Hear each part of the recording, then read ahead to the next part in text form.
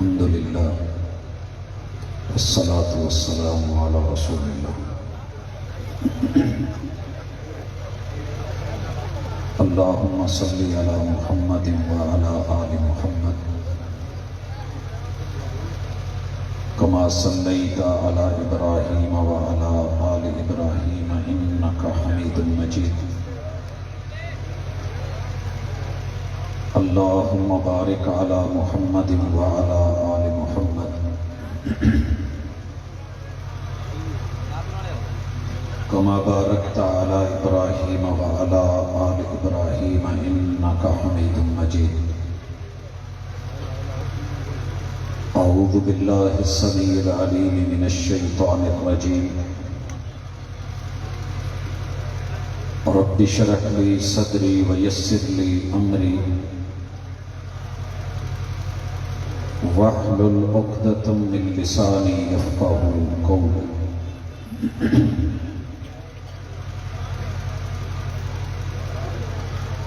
حاضرین مجلس، احباب گرامی، سامعین و سامعات،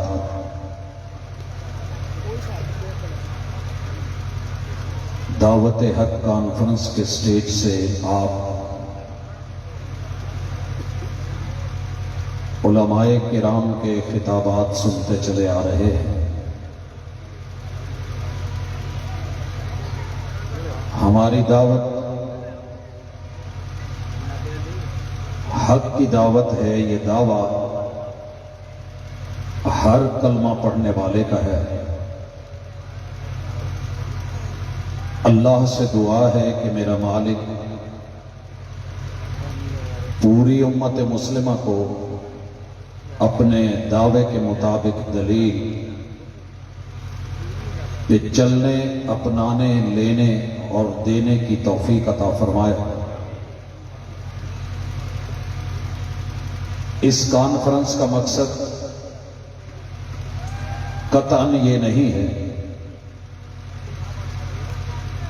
کہ لوگوں کو یہ باور کرایا جائے کہ ہم بہت اچھے ہیں، آپ اچھے نہیں۔ ہم حق پہ ہیں اور سارے باطل ہیں، بلکہ کانفرنس کا مقصد خالصتاً دعوت ہے۔ یہ دعوت سب سے پہلے ہم خود کو دیتے ہیں کہ علم کے مطابق اپنا عمل ہونا چاہیے، یہی حق ہے۔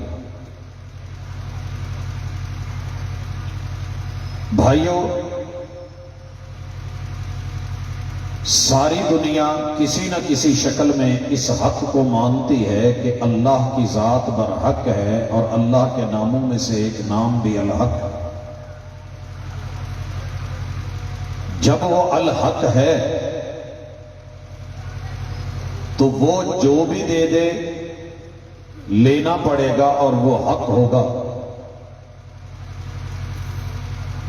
آج کی اس کانفرنس کی وساطت سے ہم سب سے پہلے اللہ کی ذات کو حق مانتے ہیں، برحق مانتے ہیں۔ تو اس کا معنی کیا ہے کہ اللہ وحدہ لا شریک کی ذات کا، بات کا اور میرے رب کے اسماء اور صفات کا مقابلہ کائنات میں کوئی اور نہیں کر سکتا۔ وہ ان میں واحد بھی ہے، یکتا بھی ہے، وحدہ لا شریک ہے۔ وہ الوہیت میں کچھ ایسا ہے کہ ساری دنیا کو جھکا دیتا ہے مگر اسے جھکنا نہیں پڑتا۔ اگر یہ بات حقیقت پہ مبنی ہے تو جناب قبول کیجئے، تسلیم کیجئے، لیجئے۔ اگر اس میں جناب کو کوئی اختلاف ہے تو انگلی اٹھائیے۔ الحمد سے لے کے والناس تلک پورے قرآن مجید میں اللہ کی توحید کے تذکرے، اور حق مکمل نہیں ہوتا جب تک آپ اللہ کی ذات کو، صفات کو مالک کی بات کو اور الوہیت کو لوگوں کی شراکتوں سے، شریکوں کی شراکتوں سے پاک نہیں مانتا۔